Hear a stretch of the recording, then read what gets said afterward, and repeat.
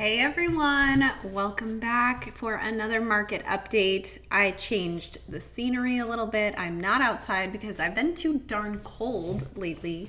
And I know everyone thinks I'm a baby for saying that, but it was a little chilly this past weekend. And with the dry weather that we have here, the colder temperatures feel a lot colder than they do in other areas of the country, or at least that's what I've been told. So I'm going to say that that's correct. Got a little bit of Christmas decor going on over there with our stockings. And so I figured it'd be a little festive to have that in the background. But anyway, thanks for joining another market update. For anyone that's new, my name's Caitlin McKegg. I'm a Phoenix real estate broker, and I give market updates on what's going on in the Phoenix area on a weekly basis. And I also post videos about living in Phoenix and home tours and all of that fun stuff. So if this is your first time, make sure you subscribe and hit the like button, and hopefully all of this content will be helpful for you.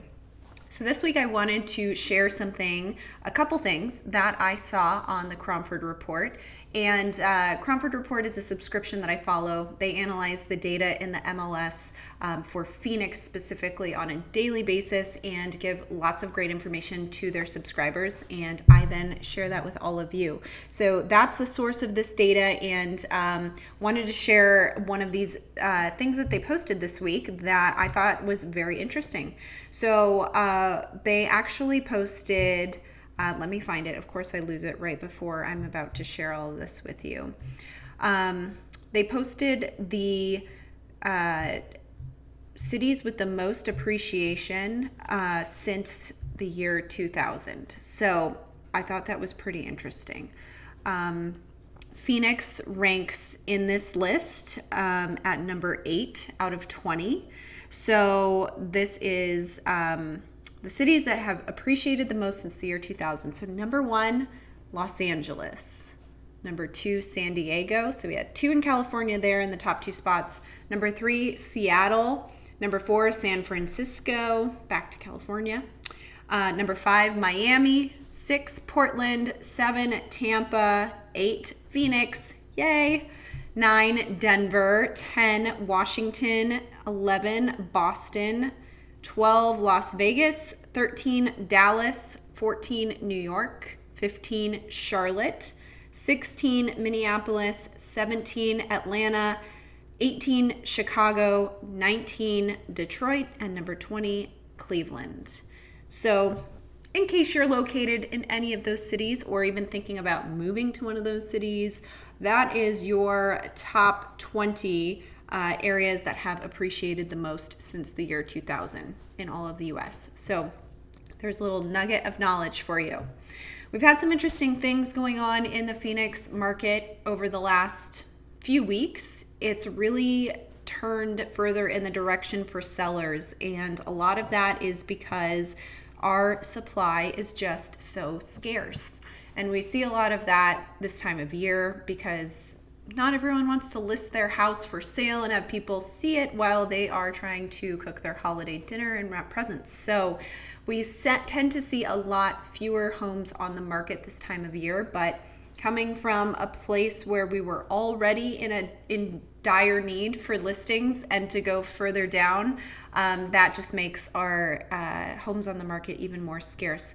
So because of that and this increased demand that we've been seeing, we have gone further into a seller's market. And I always talk about the Cromford Market Index, which comes from the subscription that I follow.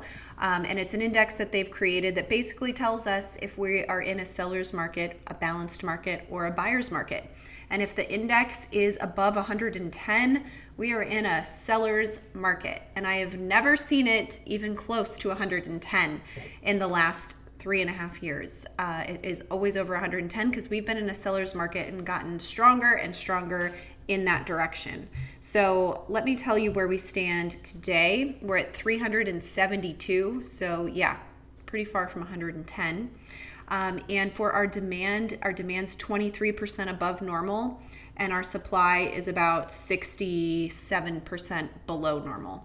So, the main principles of supply and demand, when you have more demand than you have supply to feed that, prices go up, and that's what we've been seeing.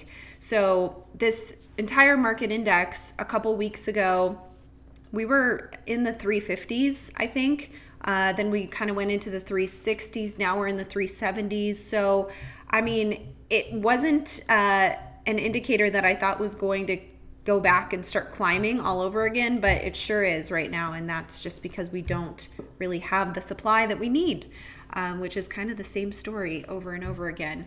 But wanted to read one thing that they mentioned in this report, just verbatim, so that I don't mess anything up and you can really understand where I'm coming from. So in the last month, there's 14 cities where the market moved in favor of sellers, and 3 where the market moved in favor of buyers.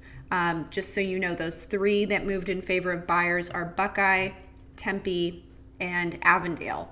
And to put that in context, that doesn't mean that they're a buyer's market. It just means that they didn't move quite as far in the direction of sellers as the other cities did. They adjusted downward just slightly, but it's really nothing that you can truly take advantage of at the moment. But 14 cities moved more in favor for sellers. The average change over the last month was an increase of 6.2%. Having been 4.4% 2 weeks ago. So it was at a faster rate. All of these cities moved further in the direction of sellers, and they break down every city with its own CMI. So that same number that I mentioned can apply to cities in general.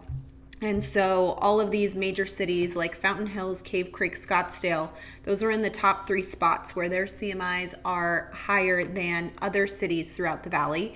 And they've had a pretty big increase. For example, Scottsdale, 11% change in a higher CMI, 11% in the direction of sellers over the last month. Scottsdale CMI sits at 440.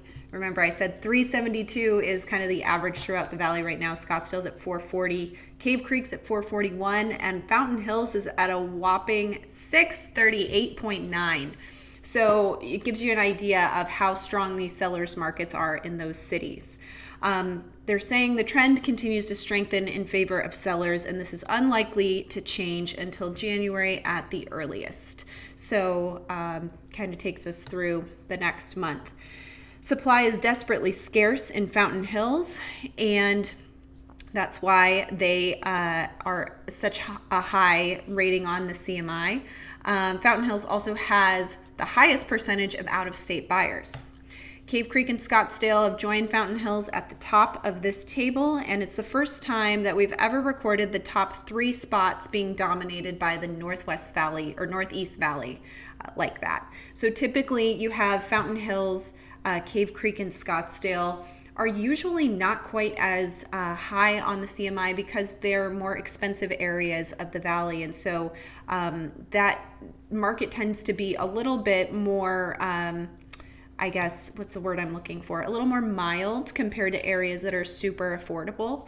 And right now they're leading the trend on moving towards a seller's market or further in the direction of sellers, making it more intense. So I found that interesting, but here's really what I wanted to read from them. It says, there is nothing whatsoever in our data to support a theory that prices might come down anytime soon. Supply is currently getting scarcer every week. So I'll keep you guys posted on that statement if things change, but you know, if I look back to my videos a year ago, I was saying the same thing, and it's true. We had 33% annual appreciation from last year to this year when I checked in November. So they were correct last year. I do believe that everything that they track and analyze is correct. These aren't predictions that they're pulling out of nowhere. And honestly, they don't like to make predictions. All they can do is read the data and tell you, you know, in the near term, what they believe will come out of that. So I love to share this information because I believe in it and I follow it, and I hope that it is helpful for you all. I appreciate you all watching these videos every week. I am actually going to be on vacation this week, so stay tuned for a video in the near future. I'm hoping to document my vacation and share that with all of you. But if you have any questions as it relates to real estate or want to learn more about the Cromford Market Index, please reach out to me. I can explain it to you a little bit further. I have my contact info in the description below, as well as a link to set up a time to chat with me. So I appreciate you all following me and watching these videos. I hope everybody has a great week, and I will talk with you all soon.